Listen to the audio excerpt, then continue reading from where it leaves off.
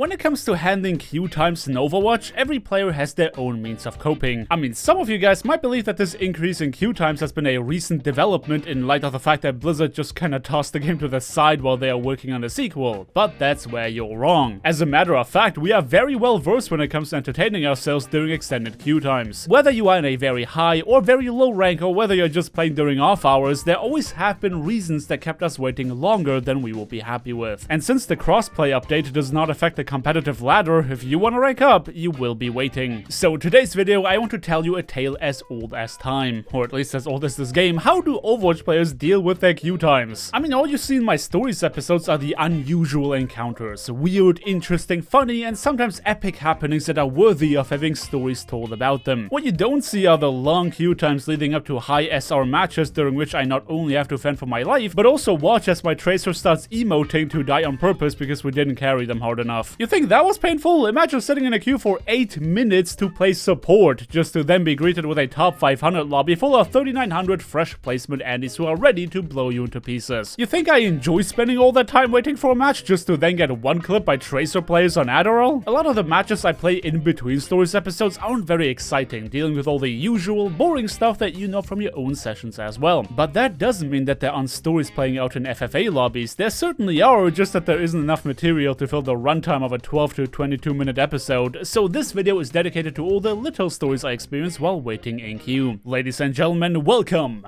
to the true purgatory of Overwatch.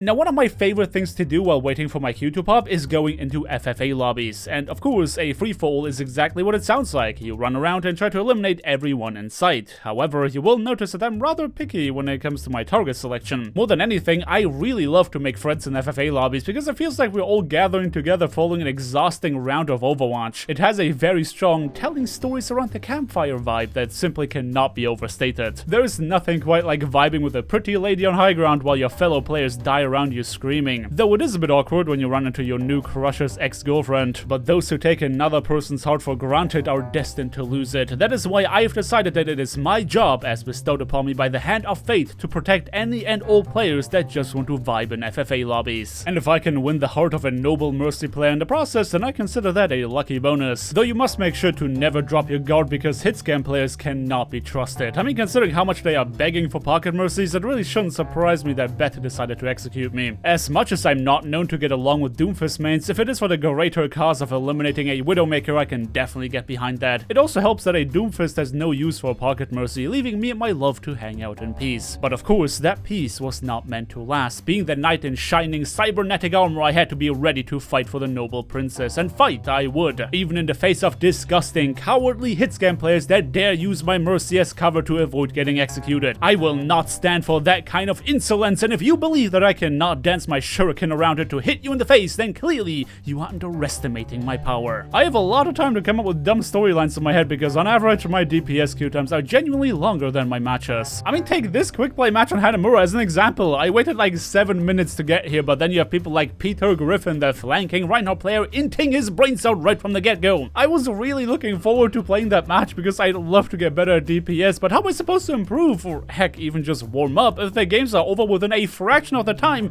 it took to queue up for them? A minute 24 must be some kind of record. People queuing in pre-mates that already have tanks really don't know how lucky they are. While I have to take what I can get, they can always choose to ditch with their entire team the moment something doesn't go their way. How am I supposed to improve in that kind of environment? I mean, to be fair, if you're a tank player that has to deal with the type of nonsense that Echo can do, introducing a medium range execute as well as the ability to simply say no when they were meant to bite the dust, then I really can't blame you for leaving as soon as the match turns out to be a wash, even if that comes much to the detriment of my queue times. You can really tell that DPS players are bored out of their minds because in my experience they're the single most creative people when it comes to keeping themselves entertained while waiting to actually play the game. But they are also known to hold grudges. As much as we are all about chilling in FFA lobbies, if there's somebody disturbing the peace, you can be dang sure that the hitmen are gonna come to get him. Of course, it is once again the hit scam players that have absolutely no chill, meaning that knocking them down a peg is more than necessary. And it feels good knowing that we can set aside our our differences and really work together to create a better hit-scan-free environment. But I've spent a lot of time talking about the DPS experience in queue for somebody who calls himself a Zenyatta one-trick, and surely there are more things to do than play FFA. Well, there are custom games, but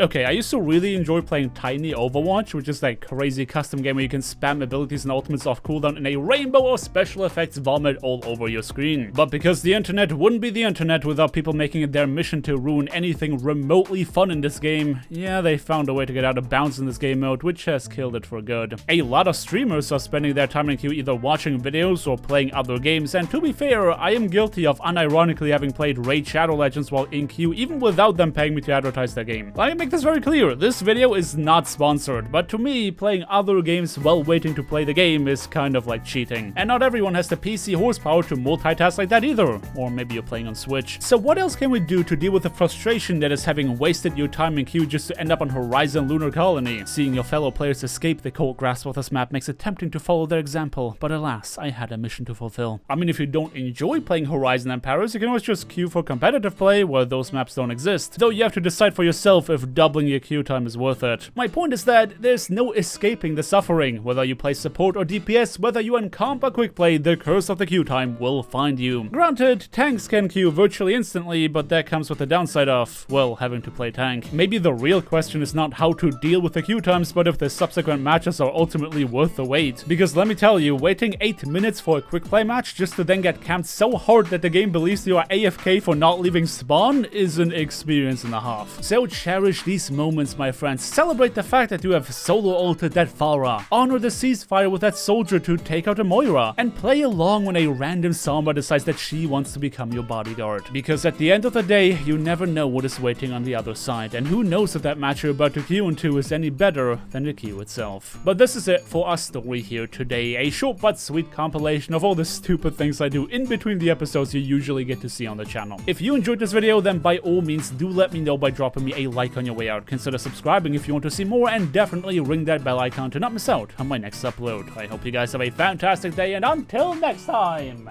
peace.